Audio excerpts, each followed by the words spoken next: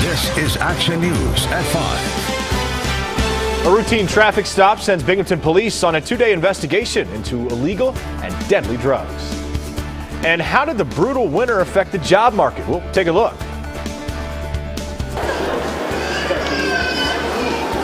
And children met some four-legged friends spending time in the Oakdale Mall this morning, but they weren't there for shopping. But first, one of the best days we've had in quite a while, right, Howard? It really was, wasn't it, Dave? We had all that bright sunshine today. Temperatures well above the freezing point here today. We were in the 40s in some spots. Elmira 45, 39 in Binghamton, 40 in Towanda. It was 40 in Walton and Oneonta as well. And I think as we move through tomorrow, going to be very similar. Now, the satellite and radar, well, this is old. That's not the correct image. But we are going to be seeing clear skies here throughout the rest of the overnight. Could be some patchy black ice as well. I'll have more on your forecast coming up. Good evening. I'm Dave Graber. A woman admits to killing a 3-month-old girl in her care in Shenango County after she fed the baby alcohol to get her to stop crying. 38-year-old Gina Rude of Pitcher will serve 3.5 years to 10 years in prison. In September, 3-month-old Brina Quinn was found dead at 195 Bauman Road in the town of Pitcher. An autopsy of the baby girl showed alcohol in her system, and her death was ruled a homicide. Rude told the judge that she was drunk and that the baby was crying and she didn't know why. So she filled a baby bottle with vodka and formula. She knew in her heart of hearts that she was responsible for what happened. She has a terrible problem with alcohol. She's an alcoholic. And I mean, it was, she, as a consequence of her being intoxicated and making really bad decisions, she was the sole responsible person for causing this death of this poor baby. Now, as part of Rude's plea deal, she gave up her right to an appeal. She was taken to the Shenango County Jail, where she'll be processed before being sent to prison.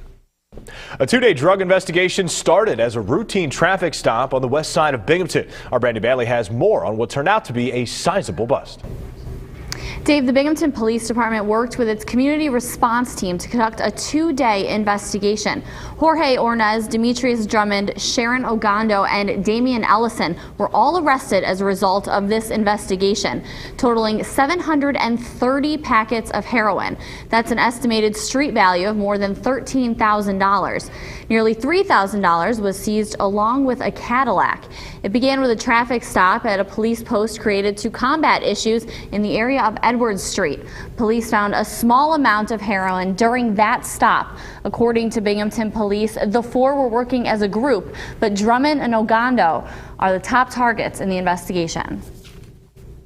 Is it surprising? No. It's unfortunate. It's an epidemic. It's not just to lower class people. It's middle class people, upper class people are getting addicted to heroin. Husky stresses that the heroin epidemic is linked to tighter restrictions on prescription painkillers. It's more difficult to get the drugs from medical offices, so people are going to the streets where it's more readily available and cheaper. For more information and a full sequence of events, head over to our website at WBNG.com. All right, Brandy, thanks very much. A town of Union man admitted to stalking a witness in his previous federal prosecution. 59-year-old Paul Raymond Ross was in United States District Court today, and Ross pleaded guilty to trying to extort $20,000 from a victim identified by the court as KOD. The victim helped the FBI by producing copies of threatening communications from Ross. Ross was sentenced to 2 to 3 and 3.5 months in prison for 3 years of probation following his prison term. Now, court documents said Ross immediately began stalking KOD electronically after he completed his sentence. Ross sent out thousands of electronic messages to the victim's clients, the victim's employees, the media, and by mail. That's according to federal prosecutors. He's being held in pretrial detention at this moment. Ross could face up to 5 additional years in jail, a $250,000 fine, and 3 years of probation upon his release. Ross is scheduled to be sentenced on June 4th. An investigation is underway into what caused a fire at a building in Windsor that caused the roof to collapse. It happened just after midnight at 247 Grange Hall Road in the town of Windsor. Great Bend Fire was the leading agency in this case. They were assisted by Windsor, Kirkwood, Susquehanna, and Halstead. Upon arrival, crews say the building was fully engulfed in flames. Minutes after arriving, fire officials say the roof completely collapsed and eventually moved into a defensive fighting position. Water had to be trucked into the scene from nearly a mile away. The facility is known as a hunting and sportsman's club. Thankfully, no injuries were reported. Well, farm animals fled the barn for the Oakdale Mall today for Broome County's annual Farm Days. The Cornell Cooperative Extension is hosting the event that continues tomorrow. Shoppers can meet four-legged friends from local farms and kennels. They can milk a pretend cow, and they can learn something new about agriculture. Farmers say sharing information about their experiences at Farm Days is helpful. We're a small fair, small regional fair, so we're not a county fair that is able to do all the kind of advertising. So this is a great way to reach out. Coming up tomorrow, chickens, ducks, and a miniature donkey will be joining in on the fun. The event runs until 7 this evening and then starts up again tomorrow morning at 10.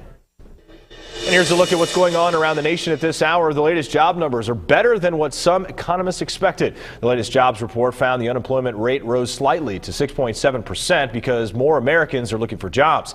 And employers added more jobs last month than analysts expected, some 175,000. The harsh winter kept Americans from shopping, so retailers laid off thousands of workers last month. Now that the cold is easing, market watchers are waiting to see if the economy finally heats up. A former girlfriend of Olympic athlete Oscar Pistorius took the stand on the 5th day of his murder trial in South Africa today. The judge heard dramatic testimony about alleged betrayal and anger. Oscar Pistorius faced an ex-girlfriend at the end of that first week of his trial. With her face hidden, Samantha Taylor testified that the Paralympian carried a gun all the time and had no problem using it. She also told the court that Pistorius once fired a gun through his open sunroof after police pulled him over, and then he shouted at the officer. The double amputee is charged with intentionally killing his girlfriend Reva Steenkamp after a heated argument last year on Valentine's Day. Taylor said Pistorius cheated on her with Steenkamp. A security guard at Pistorius' housing complex also testified today. He says he saw Pistorius carrying Steenkamp's body down the stairs after he shot her.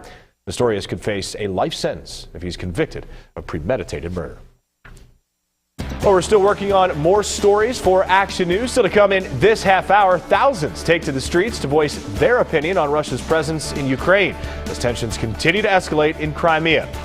Still to come during our second half hour of Action News, a look at a program aimed to benefit unemployed workers.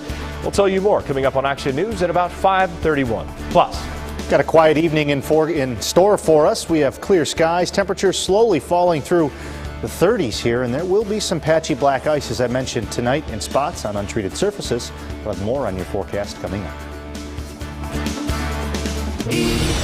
Next ET, Hollywood, drugs and murder. There's not a day that goes by that I don't think about that night. We're with the Sopranos star once accused of killing a New York cop. Tell us exactly what happened. Lilo Brancato's first interview out of prison. Do you feel you got away with murder? Then our new interview with Seth Meyers and Spider-Man 2. It's everything that I ever dreamed of. Our first look behind the scenes. Next ET. Friday at 7 on WBNG. Super Saturday is here. Everything is on sale at Raymore and Flanagan. Take 23% off this microfiber sofa. Save over $500 on this gorgeous bedroom. Get this computer desk for only $237. Plus, take 25% off all accessories, 0 interest for 36 months with equal monthly payments. Super Saturday. Everything's on sale. It ends Saturday 9 p.m. at Raymore and Flanagan. Neck pain, back surgery. I had tried everything. Pain. More than 80 million people in North America are currently in pain. The truth is, you don't have to suffer with pain. How? Introducing deep tissue laser therapy, the most advanced therapeutic laser treatments available today. The total relief. I got my life back. I'm a new person. Call our office at 607-798-8800 to learn more about deep tissue laser therapy. Call now. At TL Interiors, we create